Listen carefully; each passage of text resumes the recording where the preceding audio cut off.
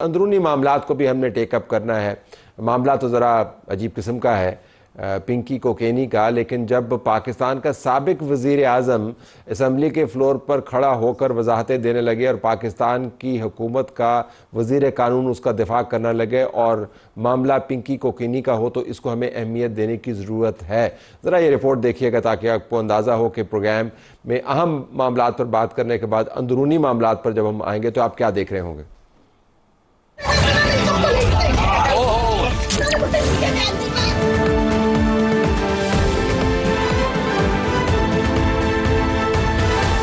लेकिन इसी खातून ने पहले किसी और शख्सियत का नाम लिया, मेरा ख्याल है डिफ्लेक्शन करने के लिए कि तवज्जो जो है वो बढ़ जाए।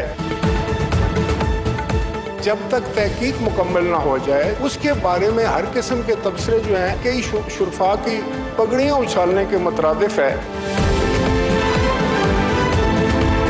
राजा साहब, हम सब आपको जानते हैं, आप बहुत ऑनरेबल आदमी हैं। ये गंदगी के इस तरह के छींटे इर्द गिर्द से उड़ेंगे और वहीं पे ख़त्म हो जाएंगे, आपको इन चीज़ों से फ़र्क नहीं पड़ता।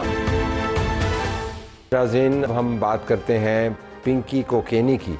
मामला हमने इनका उठाना नहीं था क्योंकि एक आम सी खबर बज़ाहिर लगती है, लेकिन जब मुल्क के वज़ीर आज़म को, साबिक़ वज़ीर आज़म को उसकी वजाहत देनी पड़ जाए, जिस तरह कि मैंने इब्तदाई में ज़िक्र किया, राजा परवेज़ अशरफ ने वजाहत दी कि उनका नाम खामखा लिया जा रहा है और उनको बदनाम किया जा रहा है, और वज़ीर कानून तारड़ साहब ने फिर उनकी तायीद की और कहा कि आप ऑनरेबल शख्स हैं। और फिर जब हम ये देखते हैं कि सेनेट की कायमा कमेटी में ब्रीफिंग दी जाती है इस खातून के हवाले से और बताया जाता है कि ये कैसे काम करती रही, कितने इसके ऊपर केसेस बने, कितने इसके अकाउंट थे, तो फिर बड़ी खबर आपको बनते हुए नज़र आती है। हमारे पास असलम खान साहब मौजूद हैं, ब्यूरो चीफ समाज टीवी। असलम, आपका बहुत शुक्रिया।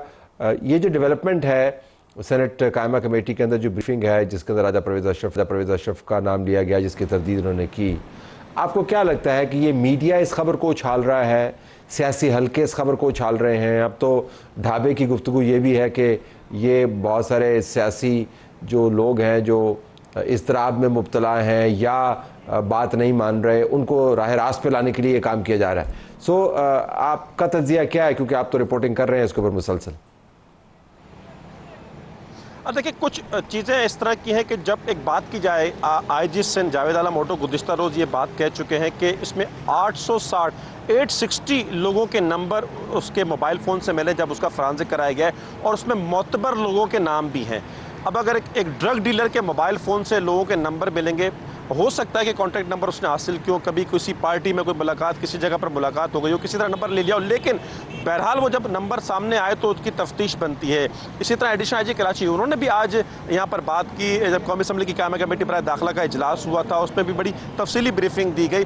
वहाँ पर यह बात आई कि उसको उछाला जा रहा है, लेकिन तलत साहब जब उसको पहले रोज़ 12 मई को गिरफ्तारी के बाद रिमांड के लिए ले जाया गया तो एक प्रोटोकॉल का सा अंदाज अख्तियार किया गया। पुलिस से बड़ी वहाँ पर गलती हुई, मैं कहूँगा गलती हुई, या जानते बूझते हुए अगर वो प्रोटोकॉल का अंदाज नहीं होता, जिस तरह वो खातून अदालत में रिमांड के लिए और पेशी पर आई थी और उसको उसी रोज़ जुडिशल रिमांड पर जेल भेज दिया गया, वरना अमूमन एक ये इम्कान था कि उनको 3 रोज़ का 5 रोज़ का रिमांड दिया जाता, लेकिन उनको जुडिशल रिमांड पर भेज दिया गया। तो फिर तो सवालात खड़े हुए, पहला सवाल प्रोटोकॉल पे और दूसरा फिर रिमांड पर हुआ, जिस पर डीआईजी साउथ को अदालत से रुजू करना पड़ा और दोबारा मुकदमात का रिमांड लिया गया, और अब 16 में से 15 मुकदमात में वो रिमांड पर है और एक मुकदमा सीडीडी का मफरूरी का है, जिसमें से एक मुकदमा इन पर बगदादी में नशई की जो की हलाकत हुई थी, इनके ओवरडोज की वजह से उसकी हलाकत का है, एक नाजायज़ असले का है, बाकी मुकदमात मंशियात के।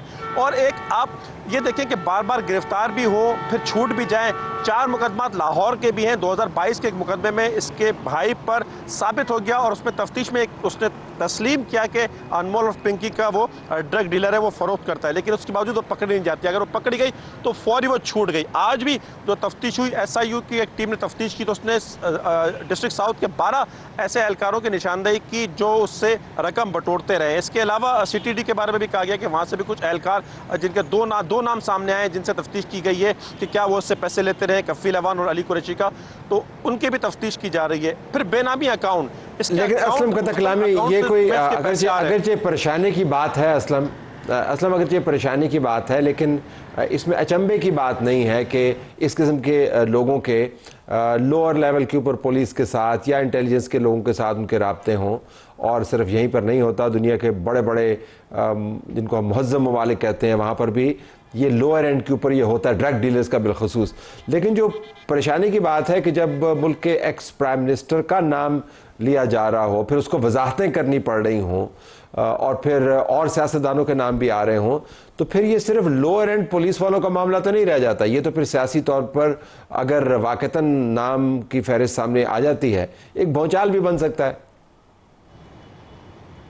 बिल्कुल बन सकता है भौचाल। जिस तरह मैंने आपको बताया कि पहले एक एमएनए का नाम आया और ये कहा गया पिंकी की जानिब से कि ना सिर्फ एमएनए बल्कि उनकी अहलिया भी राब्ते में, तो और 5 लाख रुपए के कर्जदार भी हैं, वो कर्ज भी देना है। फिर एक अदाकार का भी नाम सामने आया, फिर राजा परवेज़ अशरफ का भी नाम सामने आया। और गुज़िश्ता रोज़ जिस तरह मैंने आपको बताया कि आईजी सिंध कह रहे बहुत से मोतबर लोगों के नाम सामने आने हैं, तो यकीनी तौर पर यह भौचाल लगता ये है कि उसी सिलसिले की एक कड़ी है कि अभी वो नाम सामने नहीं आए हैं और ये सिलसिला चल गया। इससे पहले आपको याद होगा साउथ में ही अरमगान का केस सामने आया था, उसमें भी कहा गया था कि बहुत से लोग हैं, उसमें भी मंशियात का मामला भी था, गैर कानूनी कॉल सेंटर के साथ साथ मंशियात का इस्तेमाल और उसके बाद एक नौजवान का कत्ल भी शामिल था। और यहाँ पर यह मंशियात का बड़ा मामला है, कोकेन का इस्तेमाल यहाँ पर है। तो इसकी वजह से और एक तलत साहब एक बड़ी वजह यह बनी है कि जो पोश इलाके हैं कराची के, अगर हम क्लिफ्टन की बात करें, डिफेंस की बात करें, सदर का जो कारोबारी इलाका ये भी साउथ में आता है, तो यहाँ के जो एलिट क्लास है उसमें स्कूल, कॉलेज, यूनिवर्सिटी के जो तलबा हैं वो नशे की लत में मुब्तला हो रहे हैं और ख़वातीन भी इसमें मुब्तला हो रही है। तो लगता ही है कि उसका नोटिस लिया गया। हमारी बात हुई वफाकी सिविल इदारे से, हसास इदारे से, उन्होंने तस्दीक की कि उन्हें 1 से 1.5 महीने पहले एक ये ऑर्डर मौसूल हुआ था। वो बिलखुसूस काम करते हैं, एंटी टेररिज्म पे काम करते हैं और टेररिज्म फाइनेंसिंग पर काम करते हैं, लेकिन उन्होंने काम शुरू किया था इस पर मंशियात पर और उसी इदारे की मदद से इसकी गिरफ्तारी अमल में आई। ये कोकेन 300 ग्राम कोकेन खरीदती है ये खातून और उसको 1 किलोग्राम बना देती है, 12,000 रुपये की ग्राम खरीदती है और 40,000 रुपये की ये फरोख्त करती है। इसकी गिरफ्तारी कैसे हुई तलत साहब? इसने तशहीर की, अपने आप को डॉन बनाया, इसने मैडम पिंकी क्वीन के नाम से एक ब्रांड बना करके मंशियात फरोख्त की और यही एक वजह थी जो उसकी गिरफ्तारी में का मामला आया। और इसके हवाले से ये भी कहा गया कि कुछ शायद अमवात ऐसी हुई हैं जिससे ये भौचाल हुआ है कि जो उसकी ड्रग थी, चूँकि ये केमिकल मिला करके वो ड्रग फरोख्त करती थी, जिसके बाद उसकी ये गिरफ्तारी अमल में आई है। और आपकी बात दुरुस्त है कि ये मामला सिर्फ ये नहीं कि जो लोअर लेवल पर तो उसके पुलिस अफसरान से ताल्लुकात का मामला या छूट जाना वो तो इतनी बड़ी बात नहीं है, बहुत से मामला इस तरह सामने आते रहे हैं, लेकिन जो बात आ रही है कि कुछ बहुत अहम लोगों के नाम सामने आ सकते हैं, उसी की वजह से ये मामला है। और अब पंजाब पुलिस और सिंध पुलिस दोनों मिलकर इस पर काम करेंगे। एएनएफ का भी एक मुकदमा है इस पिंकी पर, वो भी इसकी तफ्तीश करेगी। जी, आपका बहुत शुक्रिया असलम, आपने हमें ताल से आगाह किया। जिस तरह हमने पहले गुजारिश की थी कि मामला अगर आम किसी क्रिमिनल का होता तो हम उसको उतनी ही अहमियत देते जितनी उसकी अहमियत बनती है, लेकिन जो इसके अंदर सियासी नाम आ रहे हैं और उसके साथ आइनी तरमीम को भी जोड़ा जा रहा है, जिस किस्म की बातचीत हो रही है, और जब पुलिस वाले कहते हैं कि आने वाले दिनों में मोतबर नाम भी सामने आएंगे, तो फिर ख़बर ख़ुद को लेके चलती हुई नज़र आती है। हम इसको फॉलो करते रहेंगे, दूसरे मामला भी हमारे रडार पर होंगे। प्रोग्राम देखने का शुक्रिया, इजाज़त चाहते हैं, अल्लाह हाफ़िज़।